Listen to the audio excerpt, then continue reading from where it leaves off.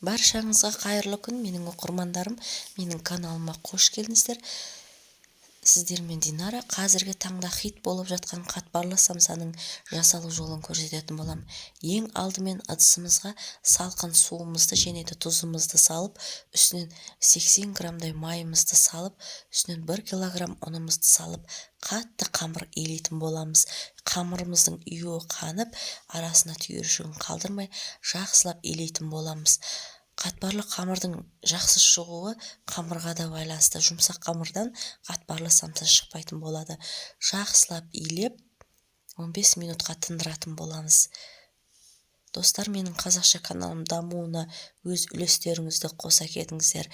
Менің видеомның алға жылжуына сіздердің көмектеріңіз мен үшін ауадай қажет. Егер менің видеом ұнаса, достарыңызбен бөлісе отыра кетіңіздер. Келесіде қандай видео қалайсыздар? Комментарий бөліміне жазып қалдырыңыздар. Қажетті заттарды описание бөлімінде қалдырамын. Егер ұнаса, лайк басып кетіңіздер. Осылай қамырымызды жақсылап илеп 15 минутқа тындырып қойдым. 15 минуттан артық ұстамаймыз. Және де ұнымызды сеуіп, үстінен қамырымызды оқтаудың көмегімен бір текстетіп жаятын боламыз. Бөлме температурасында тұрған сливочный майымызды 82% болу керек міндетті түрде. Маргарин жарамайды, достар. Осылай бір текстетіп жайып аламыз майымызды. Осы май жағудың өзі қатпарлы самсаның дұрыс шығуына байланысты. Соған қатты мән беріңіздер. Осылай текстетіп жайып аламыз, достар. Қамырымызды екінші бетіне қарай аударып, ауасын шығарып аламыз. Қолдың көмегімен осылай жақсылап үстінен илейтін боламыз. Және де оқтаудың көмегімен бір текстетіп жайып аламыз. Ауасын қалдырмау керек арасында. Екі шетін осылай қайырып, тағы да қолдың көмегімен жайып, оқтаумен бір текстетіп жайып аламыз. Достар, осы рецептпенен жасап көріңіздер. Ұнайды деген сенімдемін. Осы рецептпен самса жасап көріңіздер. Өте дәмді және қатпарлы самса шығатын болады. Осылай екі шетін тағы да қайырып, қолдың көмегімен жайып, оқтаудың көмегімен текстетіп 5-6 сағатқа тоңазытқышқа салып қоямыз. Арасында майымыз қамырымызға сіңуі керек.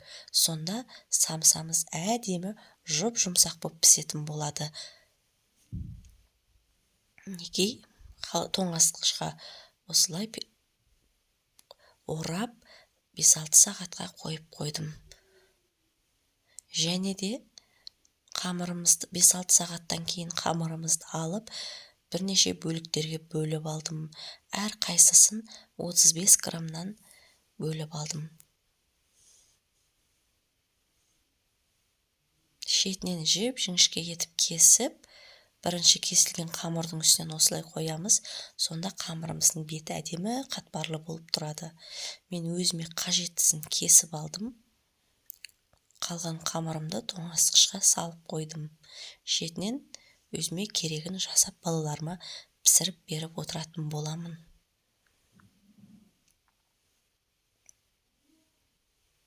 Дайын болды. Қалғанын тоңазытқышқа жібердім. Кішкене ұн сеуіп жіберіңіздер, қолдарыңызға жабысып жатса. Әр қайсысын 35 граммнан бірнеше бөліктерге бөліп алдым. Осы рецептпенен 70-75 штуктай самса шығатын болады.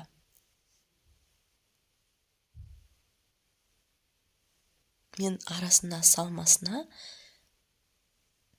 асқабақ пен шұжықтан жасадым. Өйткені балаларым фаршты онша ұната бермейді. Түйілген самсаны 10-15 минутқа бетін шаршықпен жауып тындырып қоямыз. Қамырымыз көпсіп, самсаларымыз әдемі жұмсақ болып пісетін болады. Алдын ала пештеріңізді қыздырып қойыңыздар.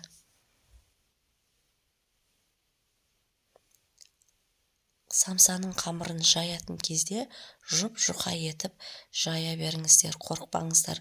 Қамырымыз көпсіп, әдемі болып пісетін болады.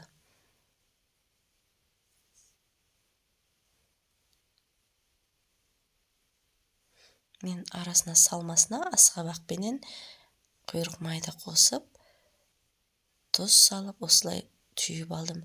Мен түйгенде сіздер де міндетті емессіздер, өз қалауларыңыз бойынша түйе беретін боласыздар.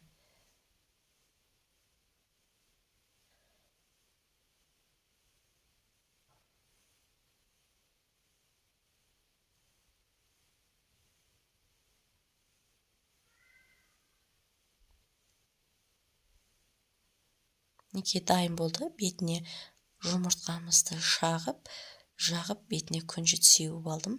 Қалған қамырымызды екі шетінен пышақпен кесіп, ортасына шұжықты салып, осылай түйіп алдым. Егер ұнаса, лайк басып кетіңіздер.